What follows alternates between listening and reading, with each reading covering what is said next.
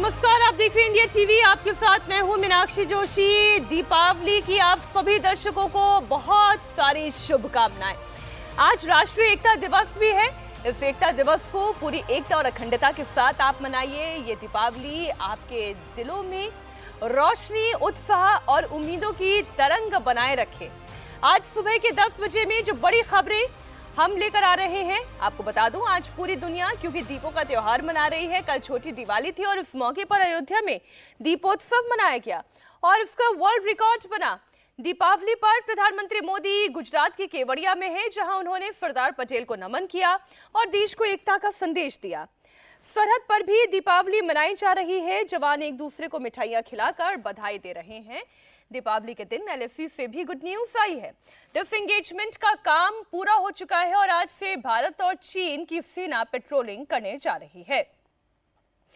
दिवाली के साथ ही छठ पर्व भी बड़ा नजदीक है, तो त्योहारों पर अब लोगों को घर भी जाना है, इसलिए रेलवे स्टेशन पर लोगों का रेला देखने को मिल रहा है। महाराष्ट्र का चुनाव है। महायुति में नवाब मलिक को लेकर महाभारत है। मध्य प्रदेश में लोगों को 5 रुपए में भरपेट खाना खिलाने वाली थाली पर विवाद शुरू हो गया है, तो वहीं उत्तराखंड में लव जिहाद को लेकर बवाल हुआ है। आईपीएल में आज किन किन खिलाड़ियों को रिटेन किया जाएगा, इसका भी आज ऐलान हो जाएगा।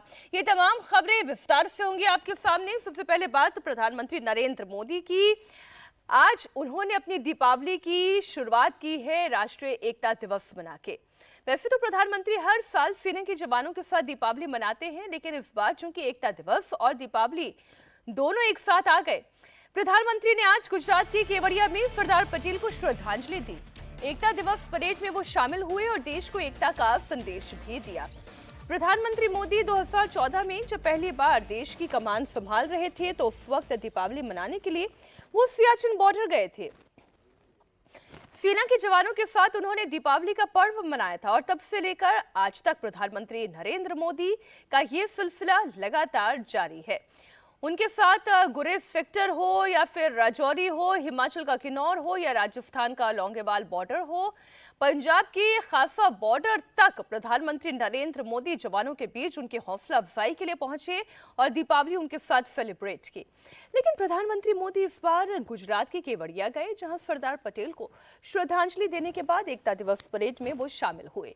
इसमें 9 राज्यों और 1 केंद्र शासित प्रदेश के पुलिस, 4 केंद्रीय सशस्त्र पुलिस बल, एनसीसी और 1 मार्चिंग बैंड की 16 मार्चिंग टुकड़ियां शामिल थीं। वायुसेना का सूर्य किरण फ्लाई पास्ट शामिल हुआ। प्रधानमंत्री नरेंद्र मोदी ने यहां से देश को एकजुट रखने का संदेश दिया और कहा कि एक है तो सेफ है। एकता की बात करना तक गुनाह बना दिया गया है। एक समय था जब हम बड़े गर्व के साथ स्कूल, कॉलेज में, घर में, बाहर सहज रूप से एकता के गीत गाते थे। और आज कोई अगर कह दें कि एक है तो सेफ है, तो ये लोग एक है तो सेफ है उसको भी गलत तरीके से परिभाषित करने में लगेंगे। जो लोग देश को तोड़ना चाहते हैं, जो लोग समाज को बांटना चाहते हैं, उन्हें देश की एकता अखर रही है। और इसलिए मेरे देशवासियों, प्रधानमंत्री नरेंद्र मोदी ने अर्बन नक्सलियों के साथ साथ आतंकवाद पर भी करारा प्रहार किया। प्रधानमंत्री ने आतंकियों को क्लियर कट मैसेज देते हुए कहा कि आतंक के आकाओं को भारत नहीं छोड़ेगा। साथ ही प्रधानमंत्री ने यह भी कहा कि नक्सलवाद को जड़ से उखाड़ फेंका गया है और अब नक्सलवाद अपनी अंतिम सांसें गिन रहा है। जम्मू कश्मीर की देशभक्त जनता ने अलगाव और आतंक के बरसों पुराने एजेंडे को खारिज कर दिया है। उन्होंने भारत के संविधान को, भारत के लोकतंत्र को, विजयी बनाया है। अपने अपने वोट से 70 साल से चल रहे अपप्रचार को ध्वस्त कर दिया है। बीते 10 साल में भारत ने ऐसे अनेक मुद्दों का समाधान किया है जो राष्ट्रीय एकता के लिए खतरा थे। आज आतंकियों के आकाओं को पता है कि भारत को नुकसान पहुंचाया तो भारत उन्हें छोड़ेगा नहीं। प्रधानमंत्री नरेंद्र मोदी ने एकता दिवस के मौके पर आर्टिकल 370 का भी जिक्र किया, जो अब आज की तारीख में एक इतिहास बन चुका है। प्रधानमंत्री मोदी ने कहा कि आज भारत सेक्युलर सिविल कोड की तरफ आगे बढ़ रहा है। आजादी के 7 दशक के बाद एक देश एक संविधान का सपना पूरा हुआ। 70 साल तक बाबा साहेब अम्बेडकर का संविधान पूरे देश में लागू नहीं किया जा सका था। कई लोगों ने संविधान का अपमान भी किया। जम्मू कश्मीर में आर्टिकल 370 के एब्रोगेशन के बाद जो एक दीवार खड़ी हुई थी, वो दीवार टूट चुकी है। विकास से जिन्हें वंचित रखा गया, उन्हें अब विकास मिल रहा है। यह हमेशा के लिए 370 जमीन में गाड़ दिया गया। 70 साल तक बाबा साहब आम्बेडकर का संविधान पूरे देश में लागू नहीं हुआ था। संविधान की माला जपने वालों ने संविधान का ऐसा घोर अपमान किया था। कारण क्या था? जम्मू कश्मीर में आर्टिकल 370 की दीवार, आर्टिकल 370 जो देश में दीवार बन के खड़ी थी, संविधान को यहां रोक देती थी, वहां के लोगों के अधिकारों से उनको वंचित रखती थी। वो धारा 370 को हमेशा हमेशा के लिए जमीन में गाड़ दिया गया है। सरदार पटेल ने आजादी के बाद देश को एकजुट किया, रियासतों को देश में विलय कराया। प्रधानमंत्री नरेंद्र मोदी ने भी यहां से एक नेशन का संदेश दिया। प्रधानमंत्री मोदी ने कहा कि पहले की सरकारों की नीयत और नीतियों में भेदभाव का भाव था, लेकिन अब उनकी सरकार सबका साथ सबका विकास के रास्ते पर चल रही है। प्रधानमंत्री ने बताया कि उन्होंने one nation one tax system बनाया, वन नेशन वन ग्रिड की संकल्पना पूरी की, वन नेशन वन इंश्योरेंस की सुविधा देने की कोशिश की है इस देश को। अब वन नेशन वन इलेक्शन पर काम हो रहा है। वन नेशन वन आइडेंटिटी यानी आधार की सफलता हम सब देख रहे हैं और दुनिया इसकी चर्चा भी करती है। पहले भारत में अलग अलग टैक्स सिस्टम थे। हमने one nation one tax system GST बनाया। हमने one nation one power grid से देश के पावर सेक्टर को मजबूत किया। वरना एक वक्त था कहीं बिजली तो होती थी, कहीं अंधेरा होता था, लेकिन बिजली पहुंचाने के लिए ग्रिड टुकड़ों में बटी पड़ी थी। हमने वन नेशन वन ग्रिड इस संकल्प को पूरा किया। हमने one nation one ration card से गरीबों को मिलने वाली सुविधाओं को एक साथ जोड़ दिया, एकीकृत किया। हमने आयुष्मान भारत के रूप में one nation one health insurance की सुविधा देश के जन जन को दी है। साथियों, एकता के हमारे इन प्रयासों के तहत ही अब हम वन नेशन वन इलेक्शन पर काम कर रहे हैं, जो भारत के लोकतंत्र को मजबूती देगा, जो भारत के संसाधनों का ऑप्टिमम आउटकम देगा और देश विकसित भारत के सपने को पार करने में और नई गति प्राप्त करेगा। एकता दिवस के मौके पर प्रधानमंत्री मोदी ने लोगों को एकता का संकल्प भी दिलाया।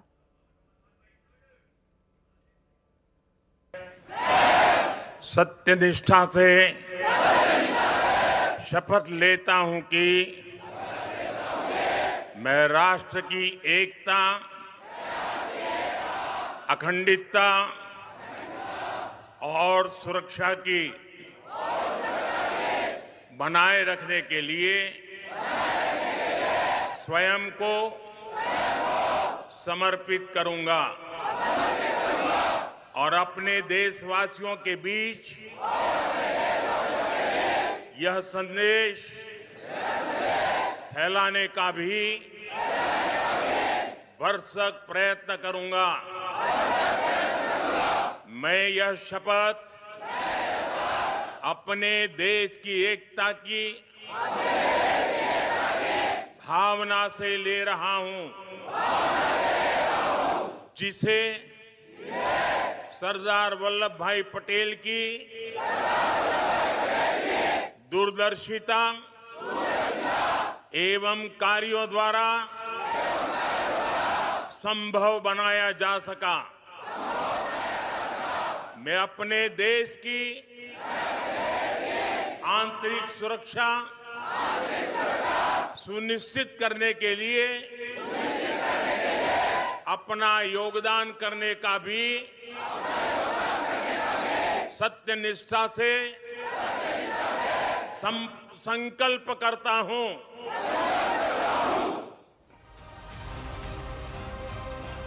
प्रधानमंत्री मोदी आज फिर सरहद पर जवानों के साथ दिवाली मनाएंगे, लेकिन दीपावली पर सबसे अच्छी खबर एलएसी से आई है, जहां पूर्वी लद्दाख में भारत की सेना का पेट्रोलिंग कार्यक्रम शुरू हो चुका है। पेट्रोलिंग की शुरुआत देपसांग से हो रही है और इसके बाद देमचौक में भी पेट्रोलिंग शुरू हो जाएगी। इससे पहले आज अरुणाचल से लेकर लद्दाख तक एलएसी पर कई पॉइंट पर भारत और चीन के सैनिक आपस में मिलेंगे और दिवाली के मौके पर मिठाइयां बांटेंगे।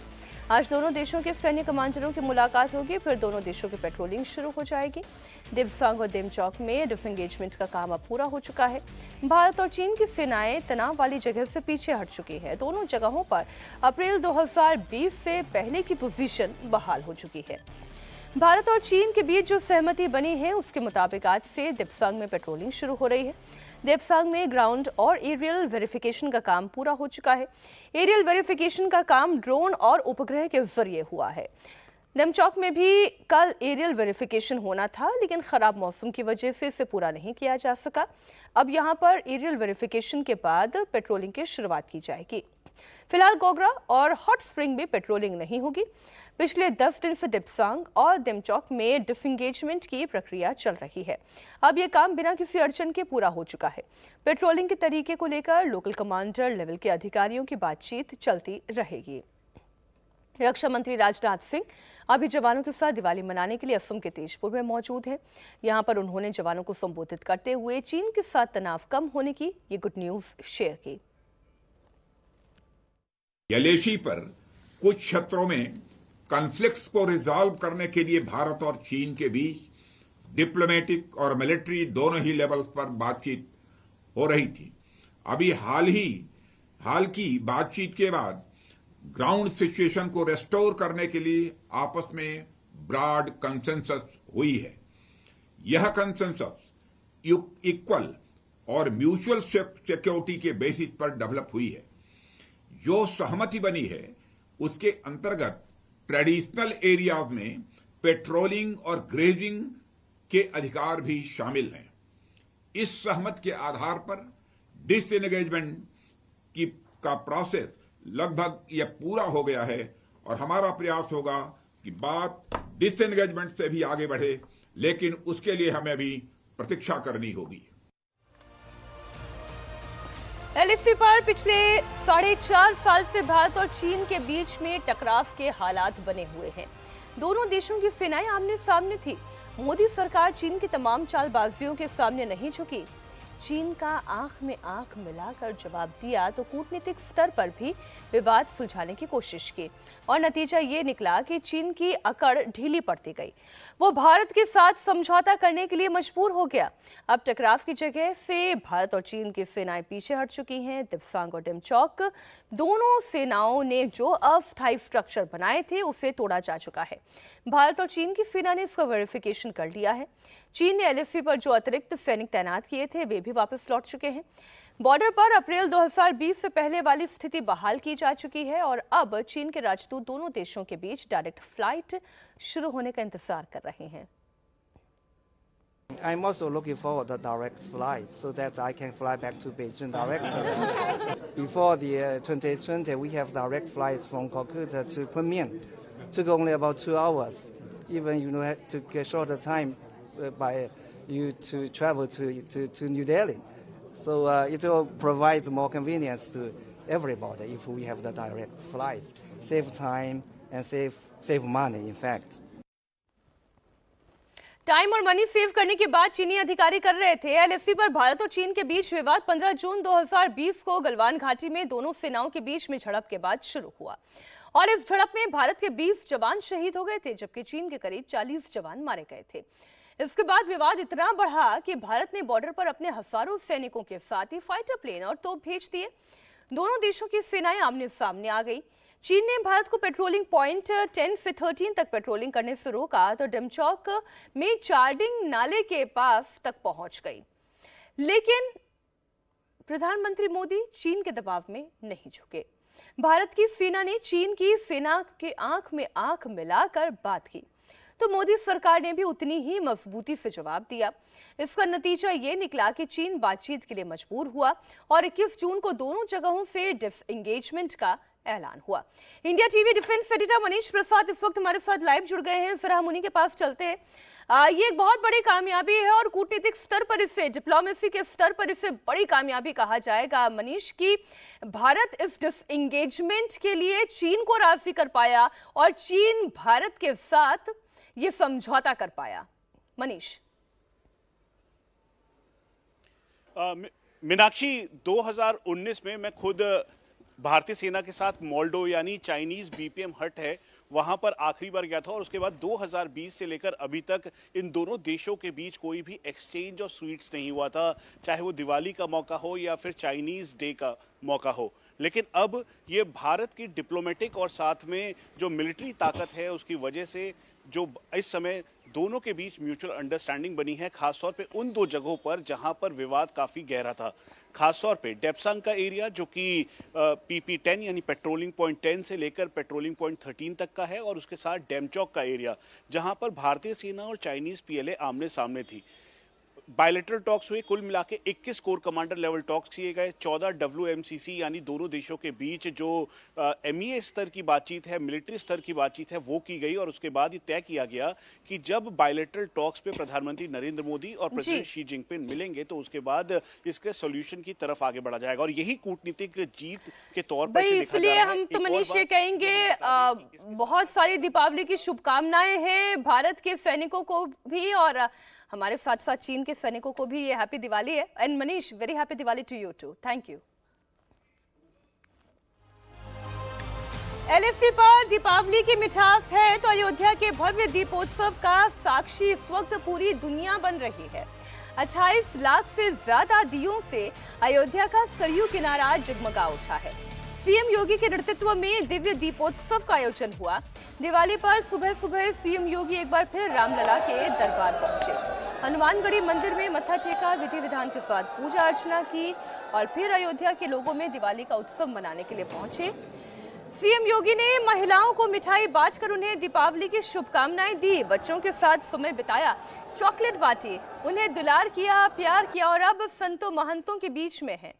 सीएम योगी आदित्यनाथ महिलाओं बच्चों के बीच दिवाली उत्सव मनाने के बाद लोगों को संबोधित भी कर रहे थे।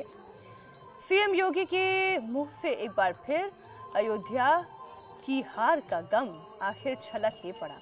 योगी ने कहा कि सरकार ने काम कर दिया, अब आपकी जिम्मेदारी है कि इस तरह से अयोध्या का नाम दिग दिगांतर तक संसार में गूंजता रहे। सीएम योगी ने कहा कि सनातन के लिए ये गौरव का पल है कि 500 साल के बाद रामलला अपने भव्य भवन में दिवाली मना रहे हैं। ये तो खुशी का पल है।